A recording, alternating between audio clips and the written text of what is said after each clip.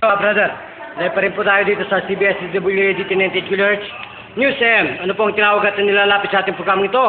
Ilang taon na po kayong binabagabag o buwan o araw ng ganyang sakit sa puso? 2 araw na po. Ay, ano nangyari po sa Pasko ninyo? Ano pong ginagawa ninyo? Nakahiga lang po. Bakit po naman kayo nakahiga? Ano yung Pasko? Masakit po yung katawan ko po. Tapos di po makahinga. Ano po ang masakit sa inyo? Dibdib? Dibdib po. Saka tiyan? So, paano po kayo nabuhay kung gano'n? Hindi ko, tutulungan lang po ang mama. Ha? Kain lang po. Ha? Napakain lang po niya. O gano'n? So, nasaan na po yung sakit niyo sa puso ngayon? Okay na po. Ilang pong minuto kayo pinagaling ng Panginoon? 5 minuto. So, totoo ba yan? Baka nakakachamba lang tayo. Ano ko ba, lumukso? Para po makita nila kung gaano katindi na ang puso mo. Sige. Lukso po, sige, lukso. Gano'n na po? Ha? Okay na. Okay, isa pa. Yung mga mataas-taas, yung mataas-taas. Okay, isa pa. Okay, isa pa. Okay, so upo ka na.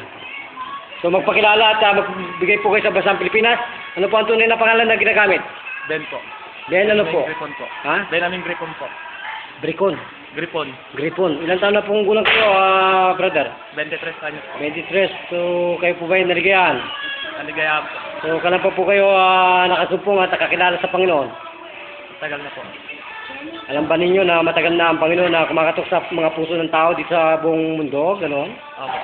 Kung ganun po, sige po, magpasalamat po kayo sa aming programa Lingkod Bayan.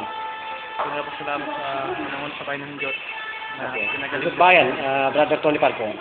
Salamat po kay Tony Pastor. So, huling tanong, isang sagot. Kayo po ba yung napagaling ng Panginoon? Pagaling po. Kung ganun po, yan po ang ating audience na magiging pong pasyente. Yan po. Ngayon pa rin po tayo dito sa Barangay Don Bosco. Pa rin po ang inyong tagapagulat, Brother Jun. Nagbabalita para sa Lingkod Bayan News AM Ban. Thank you, Mr. Rokosan Baban.